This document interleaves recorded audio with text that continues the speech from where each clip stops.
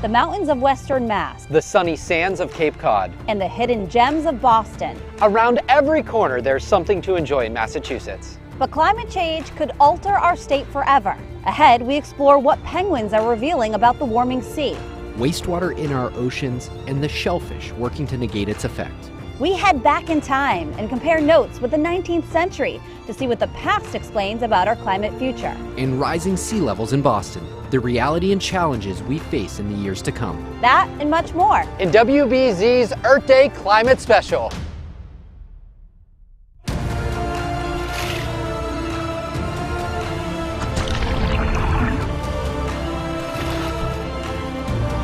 Cheers. All right, time to hit the sky. I realized that maybe I can do something.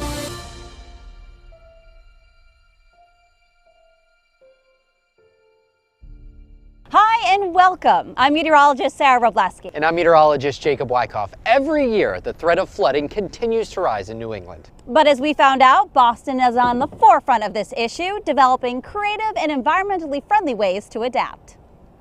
Our oceans are rising, our beaches are being ripped away, houses swept to sea, and here in New England, there is reason for immediate concern. We are experiencing rates a little bit faster than other parts of the country, just because our land is sinking at the same time the ocean levels are rising. Receding glaciers have been contributing water to our global oceans for tens of thousands of years, and they haven't stopped. Specifically for Massachusetts, we've had about a foot of sea level rise over the last 100 years, and really we're probably going to see about that much again just over the next 30 years. After thousands of years of relatively stable sea level, rates have increased dramatically and are expected to continue, like a hockey stick since the 20th century. What that means is, one, just nuisance flooding, so that's just higher high tides, not necessarily associated with a storm. So areas that, would see a flood event every 10 years, you might be seeing that every year. And other areas, you may be seeing it multiple times a year. More flooding like this on a sunny day in Boston during a king tide.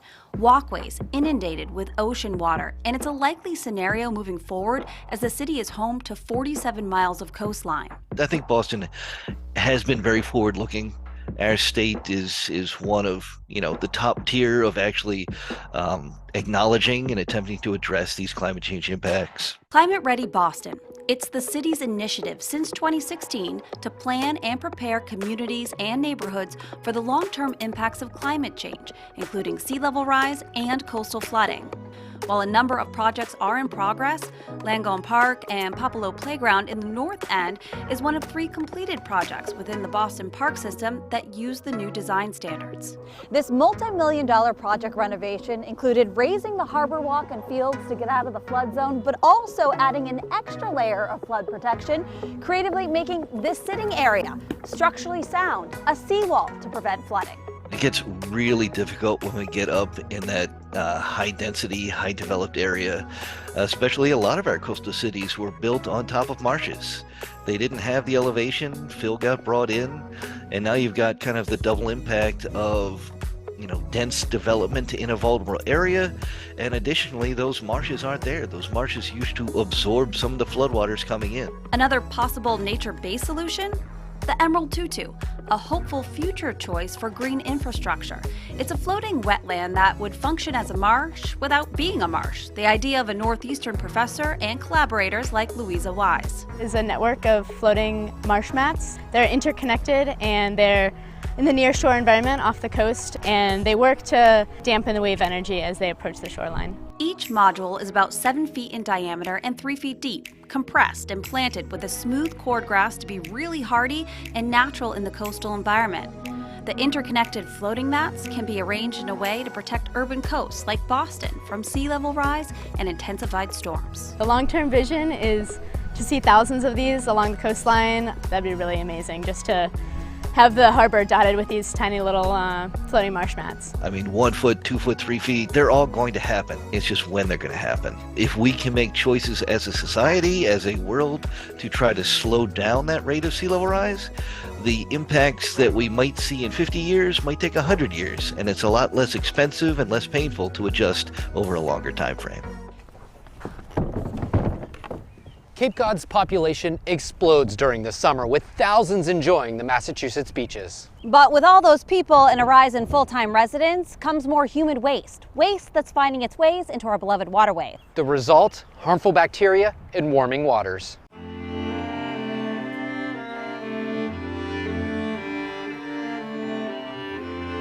An overcast and foggy day on Cape Cod. Our journey begins along the Mashpee River to find muck that's choking the life out of this once healthy ecosystem. The pollution here is primarily nitrogen pollution, which is coming directly from our septic systems. The town's Department of Natural Resources Director, Ashley Fisher, says these waters have been on a steady decline since the 1980s, when the Cape became more of a destination. Homes were built, but never a sewer system. And that has led to harmful nutrients from wastewater seeping into the river. Back in the 60s and 70s, there was a summer camp in the Mashpee River. There was sandy shoreline, sandy bottom. People were able to swim. All of the nitrogen that has come in year after year, and these algae blooms that have set year after year, it's accumulated to almost 8 feet of this muck. I put on waders to get a first-hand look for myself and realized the problem right away. What am I stepping into? This isn't a beach. This isn't mud. It feels different. What is this? So this is what we call algal flock. Decades of algae blooms have sunk to the bottom and created... It's basically black mayonnaise muck. I mean, and it doesn't smell. It just smells like an earthy, Sure. Yeah. organic smell. I mean, you can... It smells like anything in the water. There's no life left. The species diversity is gone. The species that we do typically see in here are species that are able to withstand low oxygen levels for an extended period of time. To help mitigate the problem, the town, in coalition with the Mashpee Wampanoag tribe, has spent years planting millions of oysters in the water every year. Some oyster condos are now abandoned in the Mashpee River, but others are flourishing further along the waterway in the Pompanesett Bay. And this is what's called an oyster condo. Dozens of the condos can be seen lined up from the sky. The bivalves act as filters, absorbing the excess nitrogen and phosphorus, incorporating it into their shells, and cleaning up the water. So these really are the workers that are doing all the effort right now. Correct. What do we have right here? These are oysters, or eastern oysters. They're able to filter up to 50 gallons of water per day. This effort is helping, and it allows the Wampanoag and others to harvest and sell the shellfish, which are safe to eat. Oh, you gotta keep the juice. Oh, juice. All right. Cheers. There you go. Delicious. But these creatures can only help so much. From the studies and the results that we've seen, it is significant in their removal. It's just that we need more of them in the area. And that's where another effort comes in. The town of Mashpee has allocated more than $50 million to start phase 1 of a sewer system and treatment plant. More than 400 homes will be converted to start, and hopefully that change will begin to heal the majestic waters. Coming up, the changing climate in one of the most remote areas on Earth, the Woods Hole technology used to study penguins and their ecosystem. Plus, the past predicting the future, how whaling diaries from hundreds of years ago are being used to investigate global weather patterns. WBZ's Earth Day Climate Special is brought to you by Safety Insurance.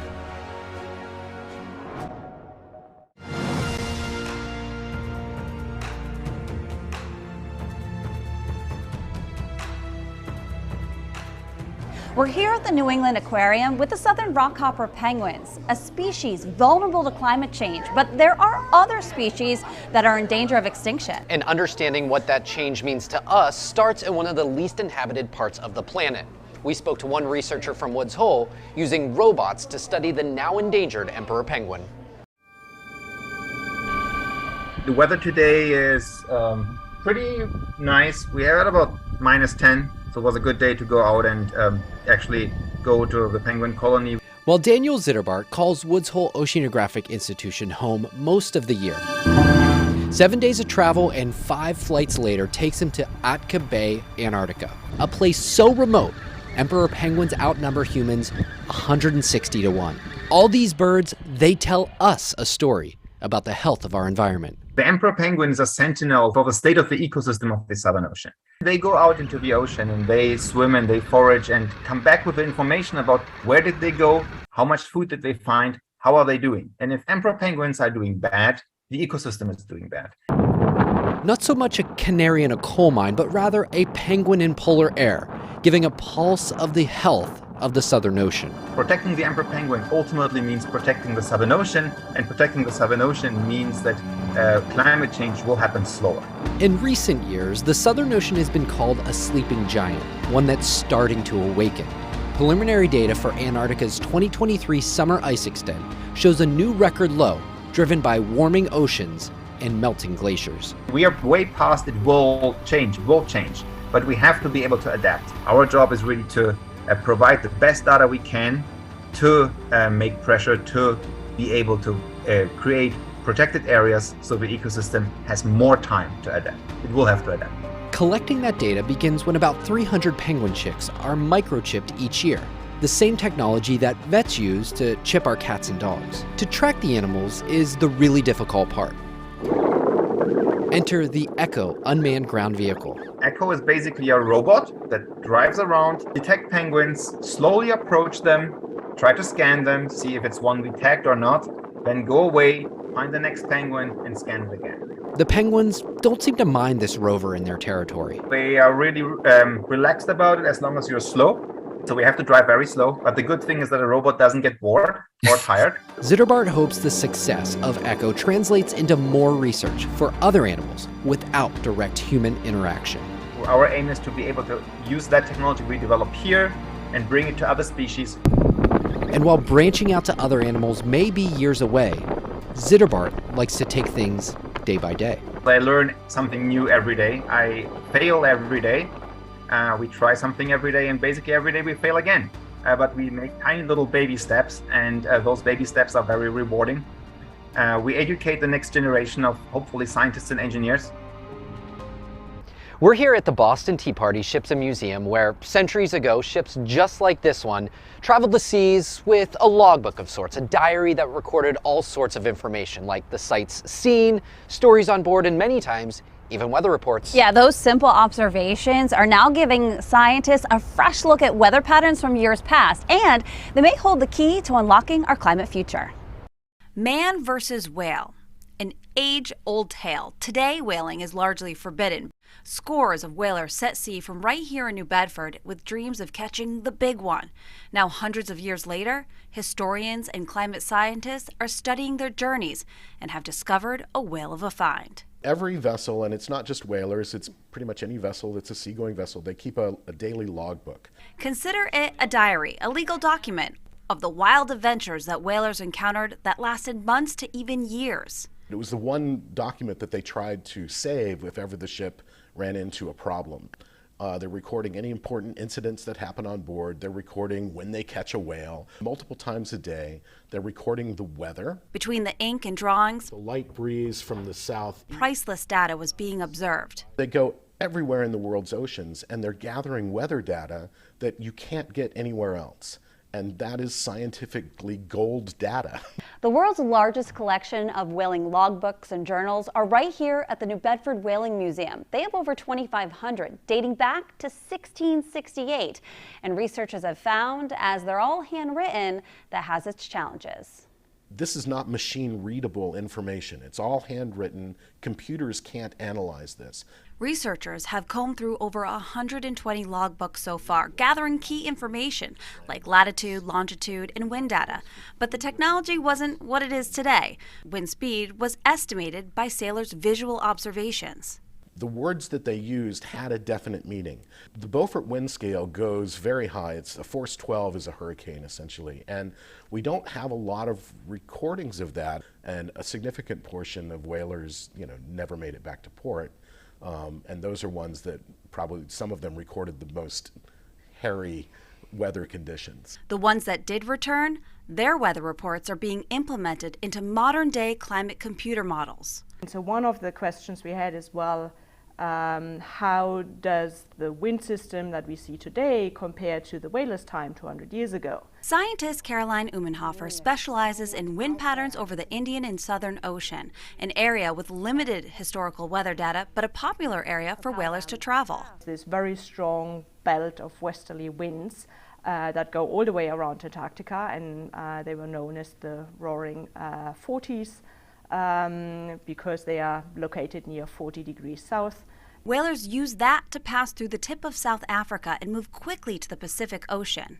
And what we see is actually that there has been a southward shift, and the whalers that were recording it really as the Roaring 40s. The strongest winds now are more in the 50s, so it should probably be more the furious 50s. A change that has impacted parts of the world that depend on those westerly winds to transport rain to the area. Leaving southern Australia and southern Africa high and dry. And researchers still have thousands of weather reports to uncover in logbooks that could give more clues to our climate future locally. We're really keenly aware of what's going on with the climate today and issues with climate change. And in order to understand better what is happening to our climate in the present, it's very, very important to have these long data sets, a long arc of understanding about the weather going back hundreds of years. Standing up for Mother Earth by planting trees. Coming up after the break, we'll introduce you to a Ugandan climate activist becoming Africa's Johnny Appleseed. WBZ's Earth Day Climate Special is brought to you by Safety Insurance.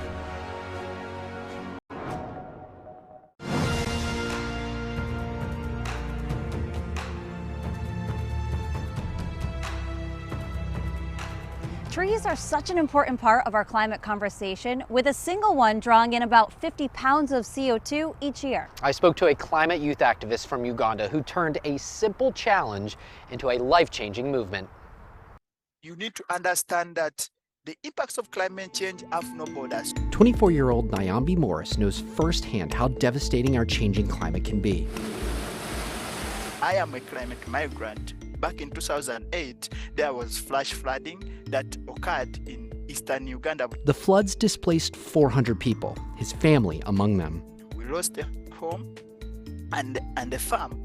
So when we came to Kampala, things became extremely difficult to annex, and that my dad had to leave us. He disappeared, he abandoned us and left me with a single mom of 3. So since then, life has been extremely difficult. But Naomi turned adversity into ambition, hitting the streets to demand climate action.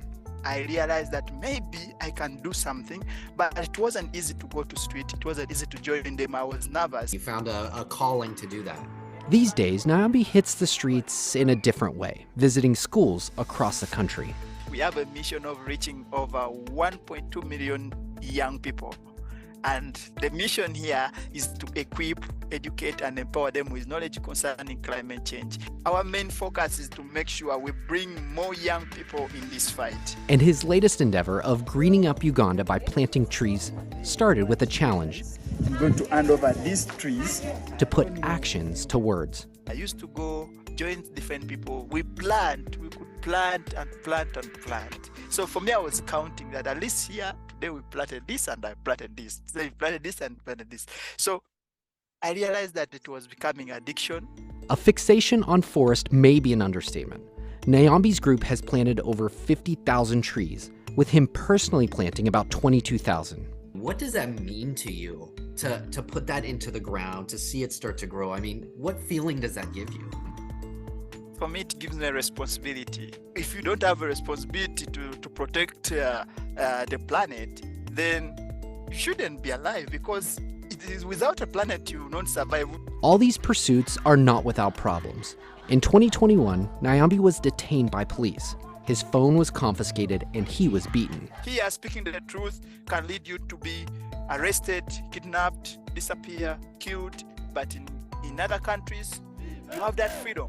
So use it, knowing that you are standing for those that can't stand. What do we want? Climate action! When we are to solve this global crisis, we need to come together, we need to listen to each other, we need to respect each other without excluding the conversation. It may be me speaking, but doesn't mean what I'm talking about is not happening in your country. Looking good and staying sustainable. The new push to reuse, recycle, and slow it all down when it comes to fashion. WBZ's Earth Day Climate Special is brought to you by Safety Insurance.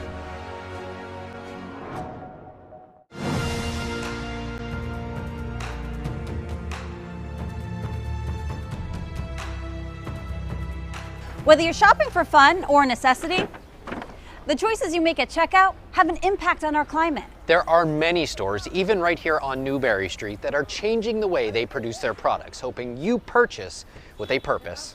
There's so much fashion waste out there because we overconsume.